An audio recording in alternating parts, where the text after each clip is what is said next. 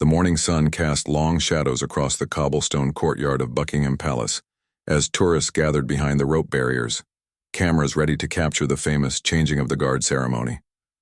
Among the crowd stood Detective Inspector Marcus Thompson, a visiting police officer from Manchester who had come to London for a security conference.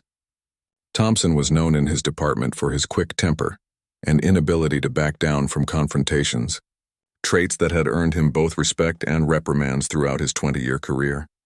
The Royal Guard stood motionless at their posts, their red tunics pristine and their bearskin hats perfectly positioned. These were not just ceremonial figures but highly trained soldiers from elite regiments, each one a professional warrior beneath the traditional uniform. Guard James Mitchell had been standing at his post for nearly an hour, his rifle held at the perfect angle, his eyes fixed straight ahead despite the growing crowd of onlookers. Thompson pushed his way through the tourists, his police identification badge visible on his jacket. He had been drinking the night before at a police social event and still felt the effects clouding his judgment. The combination of alcohol, jet lag, and his naturally aggressive personality created a dangerous mixture as he approached the guard area. Other tourists noticed his behavior, some stepping back as they sensed the tension building in the normally peaceful setting. The detective had always believed that his authority as a police officer extended everywhere, and he felt irritated by what he perceived as the guard's arrogant stance. He muttered complaints under his breath about the show-off soldiers and their meaningless traditions. Several tourists heard his comments and began to feel uncomfortable, sensing that something unpleasant was about to unfold. As Thompson continued to push closer to the restricted area, a palace security officer politely asked him to step back behind the designated line. This request only fueled Thompson's anger further, as he interpreted it as a challenge to his authority. He flashed his police badge and declared that he had every right to be wherever he wanted.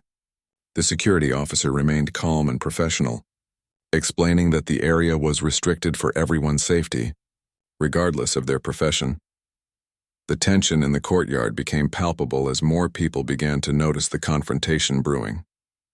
Children tugged at their parents' sleeves, sensing the adult conflict even if they didn't understand it. Camera phones began to discreetly record the scene, though no one yet realized they were about to witness an incident that would make international headlines. Thompson's face reddened as he ignored the security officer's repeated requests to step back. His police training should have taught him to de-escalate situations, but his pride and the alcohol still affecting his system drove him to do the opposite. He stepped even closer to Guard Mitchell, deliberately invading the sacred space that surrounded the Royal Guard's post. The crowd began to murmur nervously, with some tourists backing away while others moved closer. Sensing that something dramatic was about to happen, Guard Mitchell remained perfectly still, his training kicking in as he maintained his ceremonial position despite the clear provocation. Years of military discipline had taught him to ignore distractions, whether they came from tourists trying to make him laugh or more serious threats to his post. His breathing remained steady, his grip on his rifle unchanged, but those who knew how to read military bearing could see the slight tension in his jaw that indicated his awareness of the brewing situation. The detective began to wave his hand in front of Mitchell's face, trying to get a reaction from the stoic guard. When this failed to produce any response, Thompson's anger escalated further. He started making loud comments about the guard's intelligence and professionalism, using language that made nearby families shield their children's ears. The palace security officers called for backup, recognizing that the situation was spiraling beyond their ability to control through gentle persuasion. Other tourists began to actively film the confrontation, sensing that they were witnessing something extraordinary. Social media notifications started pinging as early videos began to circulate online. The hashtag that would later trend worldwide was already being typed by quick-thinking observers who recognized the potential viral nature of what they were watching unfold. Thompson's voice grew louder as he demanded that the guard acknowledge his presence and show proper respect to a fellow law enforcement officer. His face was now inches from Mitchell's, his breath reeking of alcohol from the previous night. The guard's eyes remained fixed straight ahead, but perspiration began to form on his forehead despite the cool morning air. The training that had prepared him for combat situations had not specifically covered dealing with intoxicated foreign police officers in front of hundreds of witnesses. Security reinforcements arrived on the scene, including senior palace officials who immediately recognized the severity of the situation. They knew that any incident involving the royal guards could create an international diplomatic problem, especially if it involved a police officer from another jurisdiction. Radio chatter increased as various security agencies were alerted to the developing crisis in one of Britain's most visible and symbolic locations. The moment that would change everything happened in less than 3 seconds. Thompson, frustrated by the guards' complete lack of response to his verbal assault, made a decision that would haunt him for the rest of his career. In a burst of rage and wounded pride, he drew back his right fist and threw a punch directly at Guard Mitchell's jaw. The sound of knuckles connecting with flesh echoed across the suddenly silent courtyard, as hundreds of witnesses gasped in shock and disbelief. The punch landed with significant force, causing Mitchell's head to snap to the side. For a brief moment, the guard's perfect military bearing wavered as he absorbed the unexpected blow. Blood appeared at the corner of his mouth, and his bearskin hat shifted slightly from its precise position. The crowd stood frozen in stunned silence, unable to process what they had just witnessed at one of Britain's most revered locations. But what Thompson failed to understand in his alcohol-fueled rage was that he had just assaulted not merely a ceremonial figure, but a highly trained soldier from one of Britain's elite military units. Guard Mitchell had served multiple tours in Afghanistan and Iraq, had completed advanced combat training, and possessed reflexes honed by years of actual warfare. The ceremonial uniform and stoic stance had masked the lethal capabilities of a professional warrior. Mitchell's response was swift, precise, and devastating. Without breaking his formal military bearing, he shifted his weight slightly and delivered a perfectly executed counterpunch that connected with Thompson's solar plexus. The detective doubled over instantly, gasping for air as the wind was completely knocked out of him. The guard's second movement was equally controlled, a measured uppercut that caught Thompson as he bent forward, sending him sprawling backward onto the cobblestones. The entire sequence lasted less than 5 seconds, but dozens of cameras captured every moment from multiple angles. The videos showed Thompson's aggressive approach, his unprovoked assault on the guard, and Mitchell's swift professional response that ended the confrontation immediately. Within minutes, these videos were being uploaded to social media platforms around the world, with early viewers already sharing and commenting on the incredible scene. Palace security immediately surrounded the fallen officer, while medical personnel were called to assess his condition. Thompson lay on the ground, dazed and struggling to breathe, blood trickling from his nose and mouth. The reality of what he had done and what had happened to him began to sink in as he looked up at the circle of concerned faces surrounding him. His police badge, which he had wielded so arrogantly just minutes before, now lay scattered on the ancient stones beside him. The aftermath of the confrontation unfolded with military precision as palace security protocols immediately activated. Guard Mitchell calmly adjusted his uniform, wiped the blood from his mouth with a pristine white handkerchief, and resumed his ceremonial position as if nothing had happened. His training had taught him that maintaining composure after conflict was just as important as the conflict itself, and he demonstrated this principle perfectly as tourists continued to stare in amazement. Thompson remained on the ground for several minutes, trying to process what had just occurred.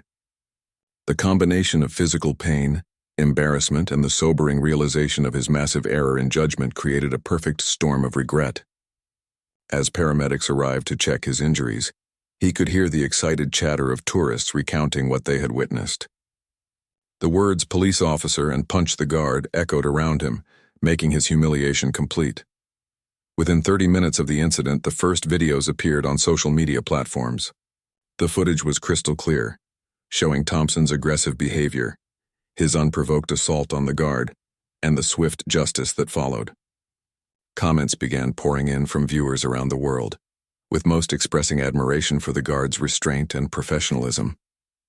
The hashtag #TheNashRoyalGuardJustice began trending as the story spread across international news networks.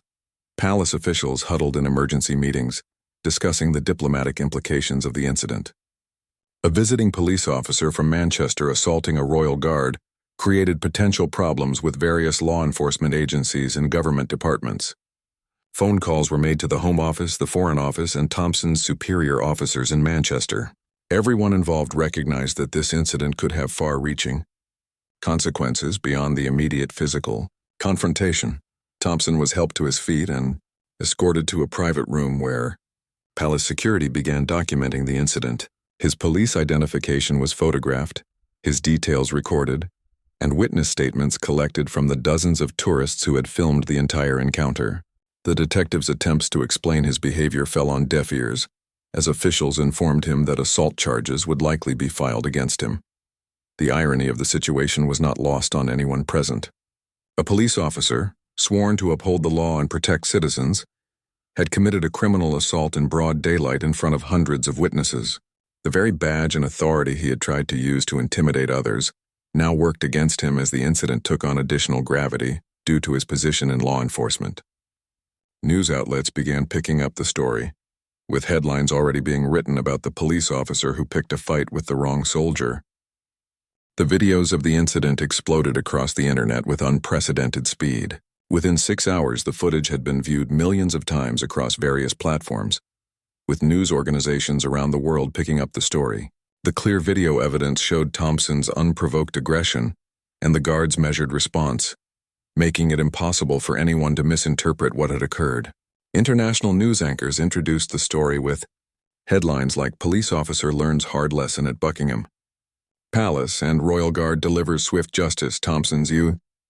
Superior officers in Manchester received notification of the incident before they saw it on the news, but the damage to the department's reputation was immediate and severe. Chief Inspector Sarah Williams held an emergency press conference, expressing deep embarrassment and announcing that Thompson had been suspended pending a full investigation. She emphasized that his behavior in no way represented the values or standards of the Manchester Police Department.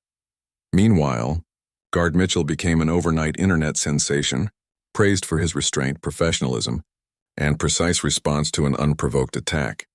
Military experts interviewed by news programs explained that Mitchell had shown remarkable discipline by not escalating the situation further, given his combat training and the clear threat Thompson had posed. Comments poured in from veterans and active military personnel, applauding the guard's ability to defend himself while maintaining his ceremonial duties. The legal consequences for Thompson began mounting rapidly. Palace authorities filed formal assault charges, while the Crown Prosecution Service announced they would pursue the case vigorously. Thompson's actions had been witnessed by hundreds of people and recorded from multiple angles, making his conviction virtually certain. Legal experts predicted he would face not only criminal penalties but also the end of his police career.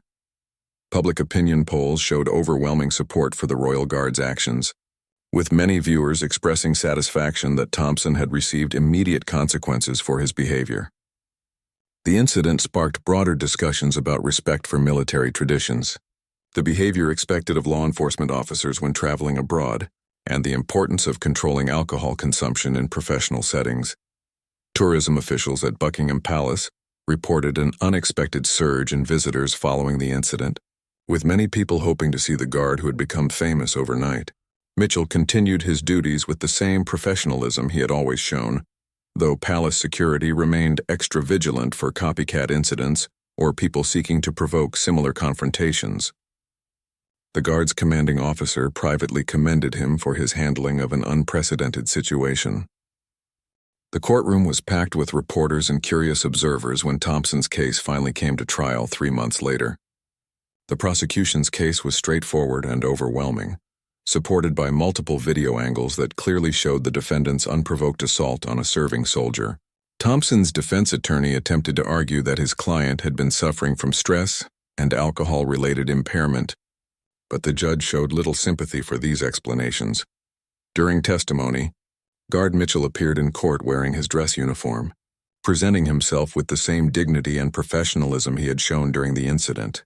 When asked to describe the events, he recounted them in clear, measured tones without embellishment or emotion.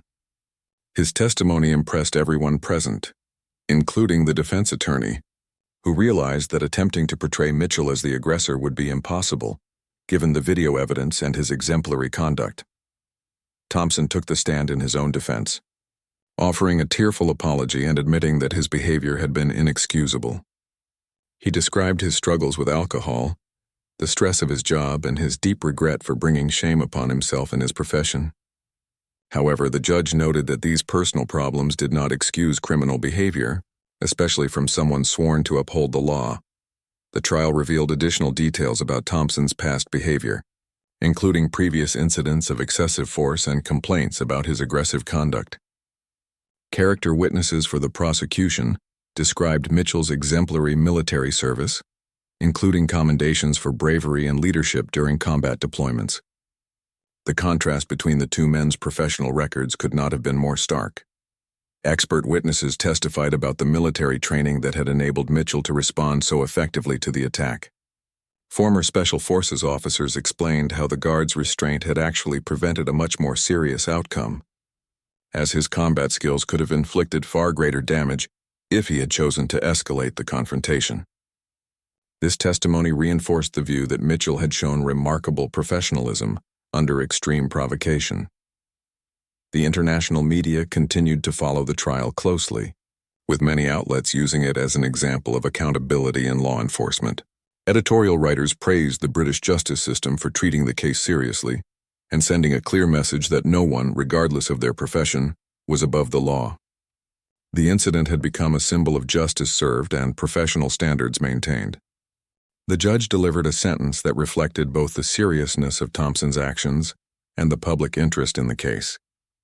Thompson received 6 months in prison, a substantial fine, and was ordered to complete anger management and alcohol counseling programs. More significantly for his future, he was permanently barred from serving in any law enforcement capacity in the United Kingdom, and his actions triggered disciplinary proceedings that resulted in his dismissal from the Manchester Police Department. The aftermath of the case continued to ripple through various institutions. Police departments across the UK implemented new guidelines about officer conduct during international travel and strengthened their alcohol abuse prevention programs. The incident became a case study in police academies, used to illustrate how poor decisions and personal problems could destroy a career in minutes. Guard Mitchell received commendations from his military superiors and was personally thanked by senior palace officials for his exemplary handling of an unprecedented situation. He continued his duties with characteristic professionalism, though he had become something of a celebrity among tourists who specifically requested to see the guard who had become famous for defending himself. The palace eventually had to implement additional security measures to manage the increased attention. Thompson's fall from grace was complete and irreversible. Unable to find employment in law enforcement and facing ongoing financial difficulties due to legal costs and the loss of his pension, he was forced to rebuild his life from scratch. He eventually found work in a warehouse, far removed from the authority and status he had once enjoyed. Friends and former colleagues reported that he had become a broken man, forever haunted by the few seconds of poor judgment that had destroyed everything he had worked for. The incident became part of internet folklore, regularly shared as an example of instant karma and the importance of treating everyone with respect regardless of their position. The videos continued to circulate years later, introducing new generations to the story of the police officer, who learned too late that actions have consequences. Guard Mitchell's precise and professional response became the gold standard for how to handle provocation while maintaining dignity and duty. The broader lesson of the incident resonated far beyond the individuals involved. It demonstrated that respect must be earned through behavior, not demanded through position, and that true professionalism shines brightest under pressure. The contrast between Thompson's disgraceful conduct and Mitchell's exemplary response provided a clear example of how character reveals itself in moments of crisis, creating a story that would be remembered and retold for decades to come.